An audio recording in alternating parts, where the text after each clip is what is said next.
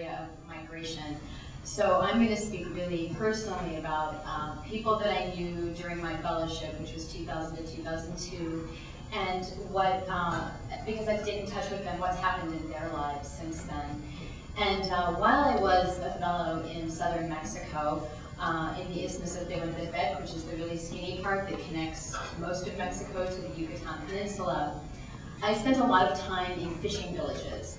And there was one fishing village in particular that I visited for the first time before I started my fellowship in 1999. And it just so happened that about a week before I arrived there, the bodies of 17 drowning victims had washed ashore on San Francisco de Omares beach. And these were Central Americans whose boat had capsized as they were trying to cross the Guatemalan border into Mexico and then travel by land up to the United States. And these disasters are becoming even more common. Another one happened in this very same village in Mexico about 6 weeks ago. Another 20 Central Americans drowned and their bodies washed up on the same beach. And when I first visited this particular village, I went because I was interested in plans to build an industrial shrimp farm there. These were indigenous villagers that still fished essentially the way that they had for probably 1,000 years, although some of them now had motorboats. But the technologies they were using were the same. And I knew that everyone knew that if they built an industrial shrimp farm there, that was the end of that way of life. And so I was really interested in seeing how people there felt about that prospect. And the thing that was interesting was that the villagers I talked to when I visited then were really surprised that a foreigner had come to talk to them about what their lives were like before they became migrants.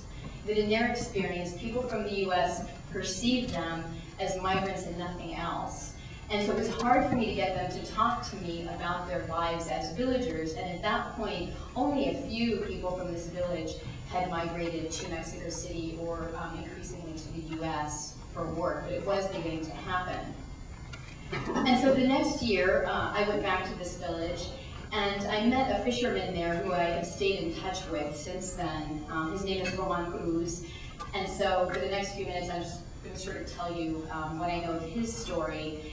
The first time that I went with him to his fishing hut, he was serving me dinner that was prepared by his 11-year-old daughter, Liliana. And by local standards, Roman was a successful fisherman. He owned his own motorboat. He hired several other men from the village to work for him. And I'm calling them fishermen because that's the word used in Spanish, but they actually were shrimpers. They were catching tropical shrimp. And so that's why the shrimp farm was such a threat. And that first night at his hut, talking to him, the conversation turned to migration to the US, which it often did. And I will always remember what he said to me. He sort of ended this conversation by saying, "I'm never going. It's better to drown here than to die in the desert up there." He was absolutely unequivocal about this. Well, 2 weeks ago, Roman and his daughter Liliana and 6 other people from this village came to my house for Thanksgiving dinner in Seattle. And Roman had done the thing that he had insisted he would never do. He crossed the desert, he paid $3,000 to do that. And then he spent 7 months working the night cleaning crew in a chicken slaughtering facility in Virginia, which he said is, as far as he can tell, the worst work that exists on the planet. And while he crossed over in March, went to Virginia to work, and then a few months later, his daughter Liliana, who is now 17, crossed over with her boyfriend, and they ended up in Seattle. There's actually sort of a community of about 50 people from this fishing village who now live in Seattle and work as house painters.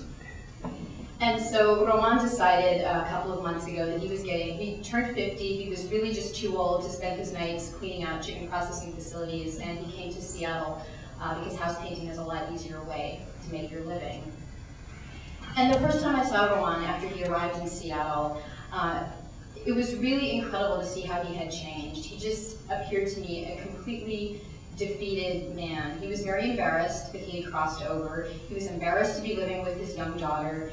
And he was, after 7 months in the US, he was realizing that economically this was not going to be as easy as he had expected.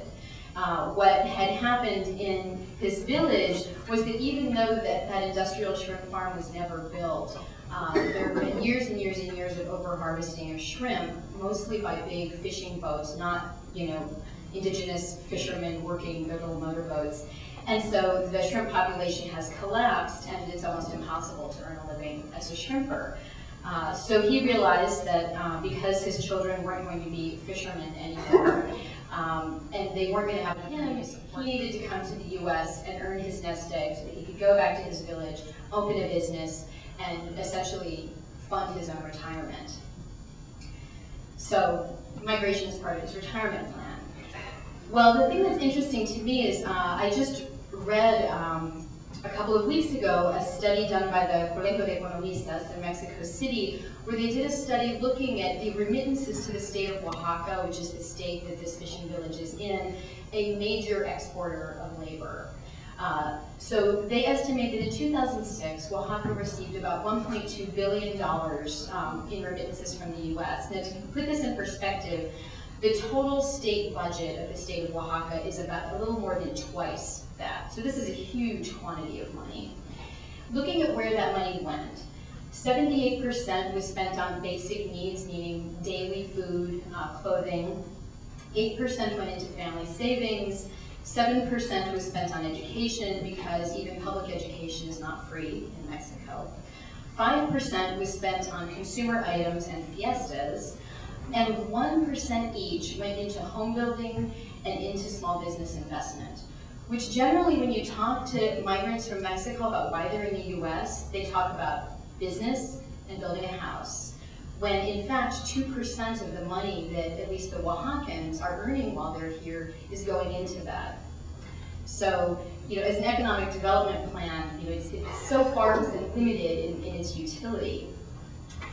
Now, just the last thing that I'll say about Roman and about Liliana is that I really expected them to have very different perspectives on their role in the US as migrants. Roman is 50 years old. He has absolutely no interest in learning English. He's a very shrewd businessman. He wants to do his 24 months here, earn his money, and go home. And I do think that he has the possibility of doing that. I know other people from his village, one in particular who recently went home from Seattle after 3 years with a 3-year-old SUV and $10,000 in cash. He did very well for himself. Liliana is 17. She's 5 months pregnant, or more than that. She had a baby in January. I really expected her to be thinking, this is now my life. She's learning English really quickly, actually without even any sort of formal training, I think mostly because of her age. But when I talked to both of them, they are both adamant that they want to go home, that they don't see themselves as having any sort of home in Seattle.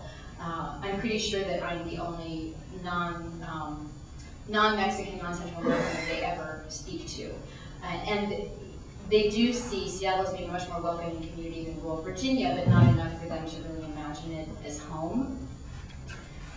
So they, I think, are sort of an interesting example of what migration means for the people who do it. And the way that they've been thinking about it economically, even though if you look at the numbers based on that study that the Colegio de Economistas did, it doesn't generally work out that way for people. That is still their hope, and that's really why they're here. And I think that what Joel said is really true, and it's the way that they talk about their own situation, that they are participating in a global economy in which capital can move freely, and therefore labor needs to move freely to keep up with it. And I think if there was one thing I've sort of learned from my experiences with them, is that the way that migrants are often represented in the US media, even by people who perceive themselves to be very sympathetic, that the representation as victims is really inappropriate. They don't see themselves as victims. They see themselves as sort of unlucky in the big lottery of the global economy, but lucky that they have this opportunity to move themselves up in it a little bit.